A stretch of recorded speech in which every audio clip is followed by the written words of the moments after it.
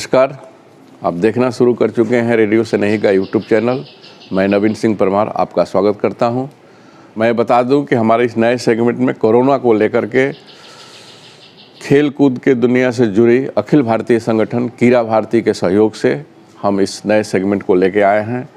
कीड़ा भारती का सेवा प्रकल्प, कीड़ा भारती हेल्पलाइन सेवा और रेडियो सनेही की इस प्रस्तुति हम मिलकर संग जीतेंगे कोरोना से जंग।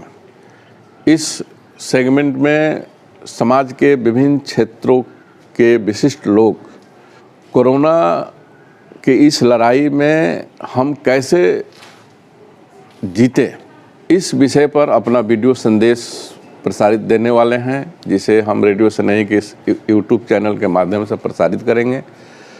और बारी बारी से समाज के विभिन्न क्षेत्रों के लोगों का संदेश हमारे बीच में आएगा, जिसे हम प्रसारित करते रहेंगे। और समय समय पर बहुत सारे कोरोना से जुड़े हुए विषय को लेकर के विशेषज्ञों की राय, कभी कभी अलग अलग क्षेत्र कलाकारों की प्रस्तुति, इन सब सारे चीज़ों को लेकर के इस सेगमेंट को बनाया गया है। और मुझे आशा है कि आपको ये कार्यक्रम पसंद आएगा।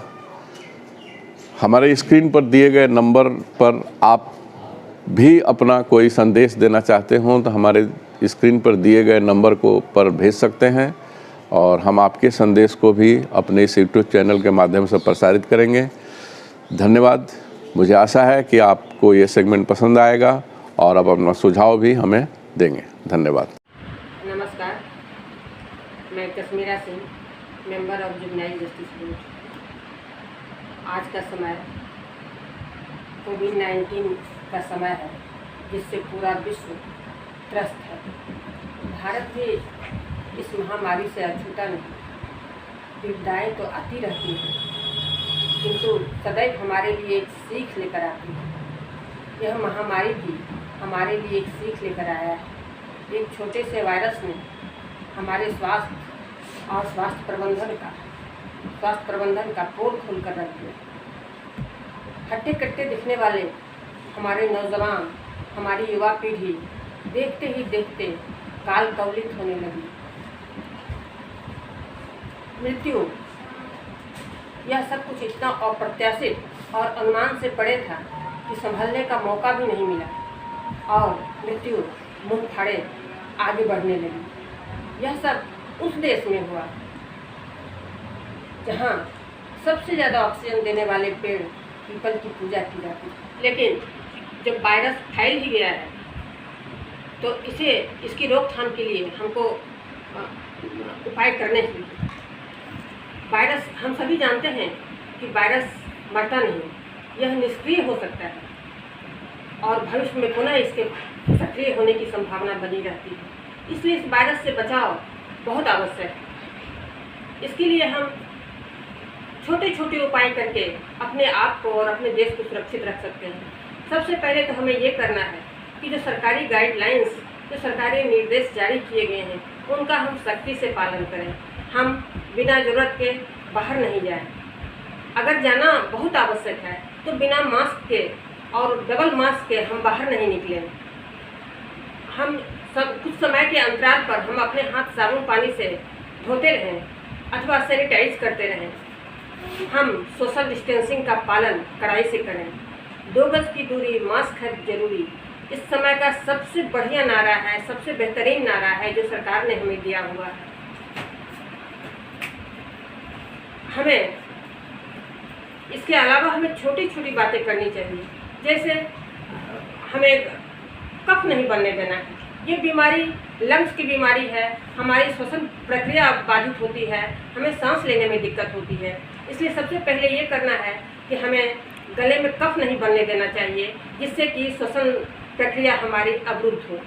इसके लिए हम गर्म पानी, अभी से हम गर्म पानी का सेवन करना शुरू करें। भर दिन में 2 बार गर्म पानी का भाप लें। फिटकिरी एंटीबायोटिक है, ये सभी जानते हैं। फिटकिरी से हम सुबह शाम गरारा करें, जिससे कि गले का संक्रमण पनपने नहीं पाए, गले में वायरस नहीं फैल सके। हम तुलसी और गिलोय का काढ़ा पी सकते हैं।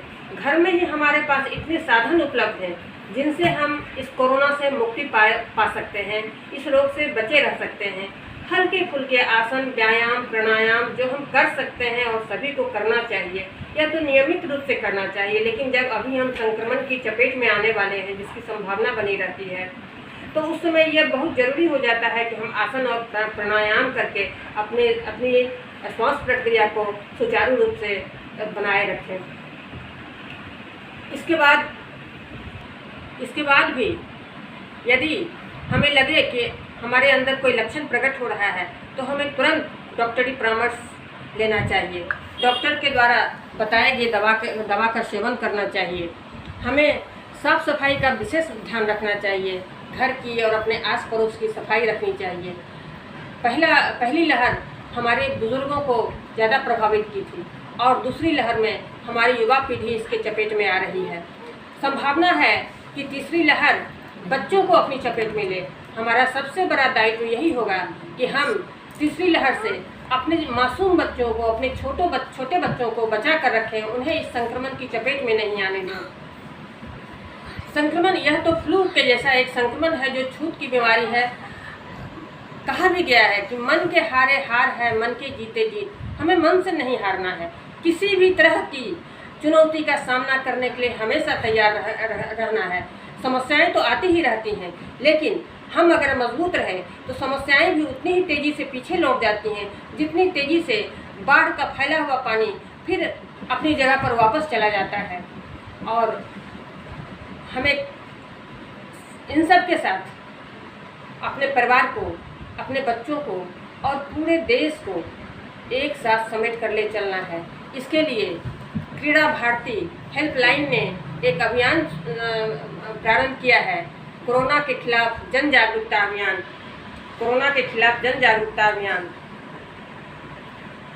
और उन्होंने एक नारा दिया है,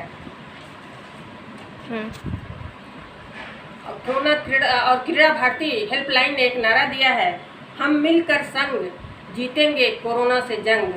हम मिलकर संग जीतेंगे कोरोना से जंग।